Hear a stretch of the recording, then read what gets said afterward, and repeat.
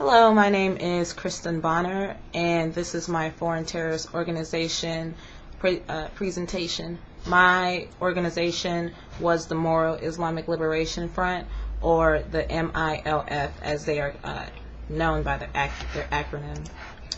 The topics I will be discussing in my presentation are the definition of terrorism, the MILF and their goals, the terrorist links that they have to other terrorist organizations, the MILF and the Philippine government, what would have prevented the formation of this terrorist organization, and the conclusion. Terrorism is defined or can be defined in different ways by many different people, depending on where you are in the world, who you're talking to, or which organization you're getting your information from. Most define terrorism as political violence. Robespierre, who first coined the term terrorism, said, and I quote, "If the spring of popular government in time of peace is virtue, the springs of popular government in revolution are at once virtue and terror. Virtue without which terror is fatal, terror without which virtue is powerless. Terror is nothing other than justice, prompt, severe, and inflexible." The Department of Defense defines terrorism as the unlawful use of force or violence against individuals or property to coerce or intimidate government or societies to achieve political, religious, or ideological objectives. And that was paraphrased. Heffron Casterlet, the source which I got my information from, defined terrorism as an act carried out to achieve inhumane and corrupt objectives involving the threat to security and violations of human rights. My operational definition of terrorism that I got by pulling all this information together is that terrorism is a rational, goal-oriented political violence used to achieve or used to influence governments or societies. Terrorism is goal-oriented, and extremists are committed to their terrorist acts that they might carry out. The Moro Islamic Liberation Front, to understand them, you have to understand the history of the Moro people, who are a distinct group of people who reside in the southern Philippines. Distinct Moro people can be traced all the way back to the 16th century.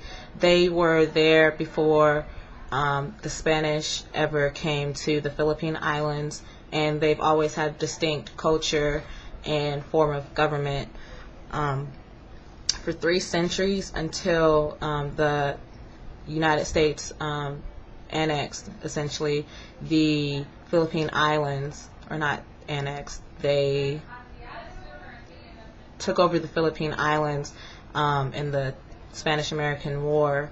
For 3 centuries, the Moro peoples had been fighting off the Spanish successfully, and until the United States took over the islands, they were able to keep their area. After the U.S. took over the islands, they instituted a policy of Christianization. They Christianized the Philippine Islands, and they repressed opposition, essentially.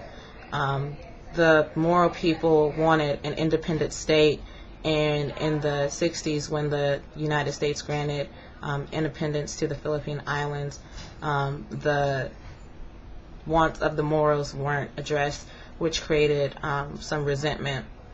What also created resentment was that Catholic settlers from the north came, and they did dubious land deals, often slighting the Moro people. They often confiscated land as well, and from 1913 to 1970, the Moro peoples became a minority in their own land.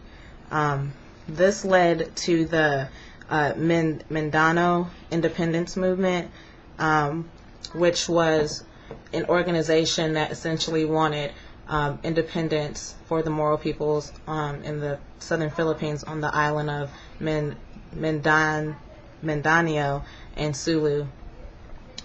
This also led to the Union of Islamic Force and Organization, and the Ansar al-Islam, two organizations that were more radical in their approach. Libya also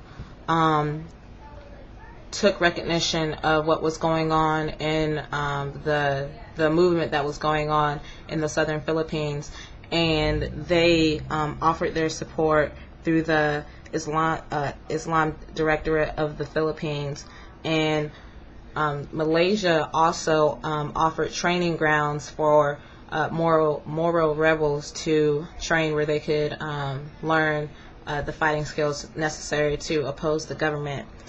This created the Moro National Liberation Front, which succeeded the Mindanao independence movement and became the voice of the Moro people. They, in the early 1970s, they led a rebellion against the government in which 100,000 people died and 500,000 people were displaced. Because of this, the Philippine government then decided that it was necessary to address the grievances of the Moro people, and they entered peace talks.